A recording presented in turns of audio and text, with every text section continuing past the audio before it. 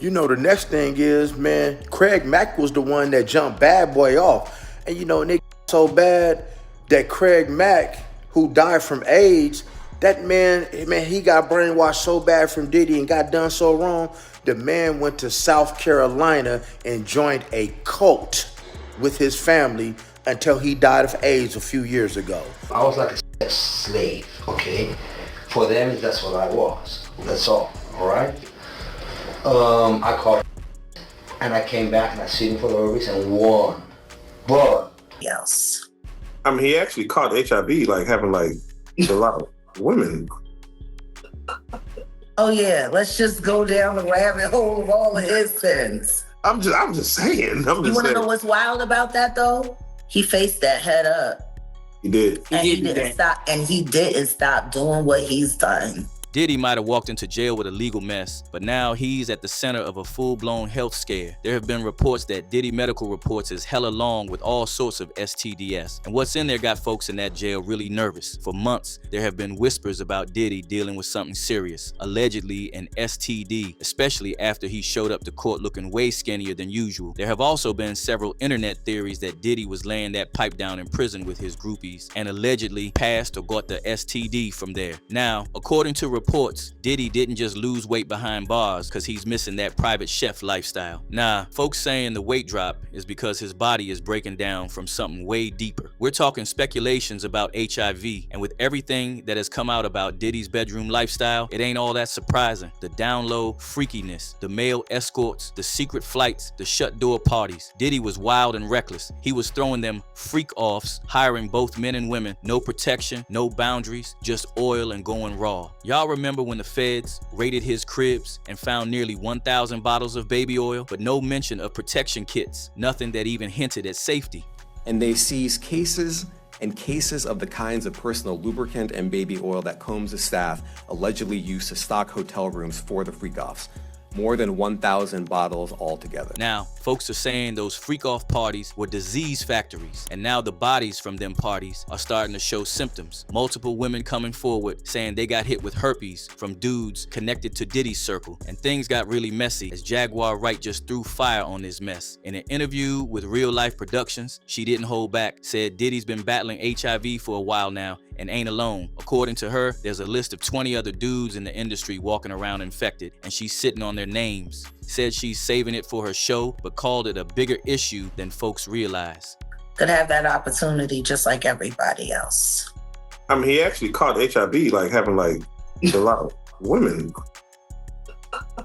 Oh yeah, let's just go down the rabbit hole of all of his sins. I'm just saying. You want to know what's wild about that though? He faced that head up. He did. And he didn't stop. And he didn't stop doing what he's done. He an advocate. Now he did do that. And period. Listen to me. He faced that head up. How many dudes is running around undetectable? G. Come on. In the game. And now, every celebrity that's been close to Diddy got people looking sideways. And one of the main names floating around, Usher. And there are actual reports and lawsuits about him infecting others. Usher and Diddy go way back. Usher lived with Diddy in NYC when he was only 13. He told Howard Stern the whole story. Made it sound cool at first. I moved to New York City. And I lived with Sean Puffy Combs for a year. That's the crazy thing. Now, that was L.A. Reid's idea, right? We're sending you over to something called Puffy Flavor Camp. There you go.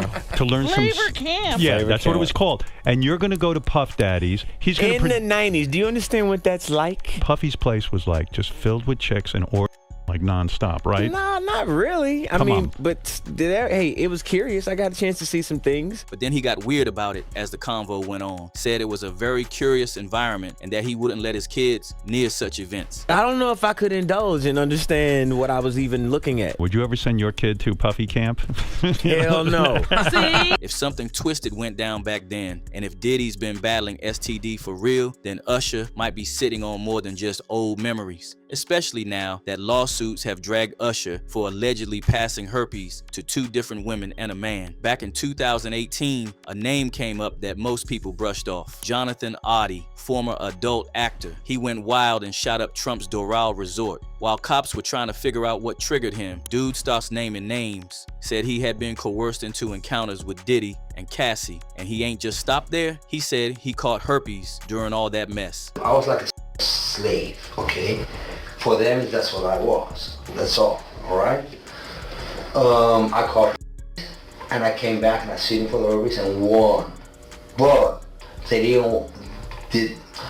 Said there was a lawsuit and that it got settled quietly to keep the noise down. At the time, folks wrote him off as some psycho, but now his picture was shown in court as one of Diddy's hired escort. The streets are paying attention. Surprisingly, Kim Porter's name is also being dragged into this mess, and the questions around her death, they're starting to get real loud again. Now, there had always been rumors and theories for years surrounding her sudden death, but the latest chatter, folks who claim to have seen her real autopsy report say Kim was HIV positive before she died. Now, I don't know how legit these claims are, but that is what is being said. Kim wasn't just any ex. She was the mother of his kids, lived with Diddy, and partied with him. If she had it, then folks are asking how. Who gave it to her? The timeline is real murky, and now people are wondering if her death was just conveniently timed to bury more than grief. But it doesn't stop there. Craig Mack, one of Diddy's day one artists and the man behind Bad Boy's first big hit, died of AIDS in 2018.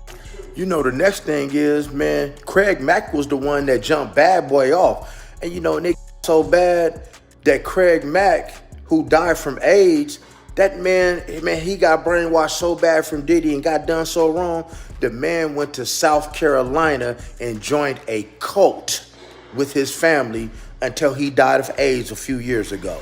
Craig and Diddy actually had a huge fallout when Craig realized Diddy was just using him. Now people are connecting the dots, wondering if Craig Mack really just left the game or if he saw something behind Diddy's freaky curtains and decided to disappear. Whatever the truth is, too many people in Diddy's orbit keep ending up dead, infected, or silenced. And the rest, they either got paid off or scared quietly. Let's talk hush money real quick. Diddy's camp has been known to shell out big cash to keep mouths shut. Names are being dropped: YK Osiris, French Montana, Meek Mill. Yeah, folks are saying they all got that don't speak payment. And when you start digging, it ain't so far-fetched. You remember when Lil Rod exposed some Philly rapper who used to date Nicki Minaj? Everyone knew he was talking about Meek Mill. He just didn't say the name. Then Meek jumped online and confirmed it with a tweet where he said, "My voice is so powerful as a black man from the ghetto worldwide, they want it gone. I'm a real king, straight out the trenches under control of no human. They learned how to damage, can't stop us, of brands from bots and campaigns like politicians." He even claimed he'd pay $100,000 for an investigation into who was behind the smear, but folks weren't buying it, calling it damage control. Then, out of nowhere, a video drops of Meek poolside with Diddy,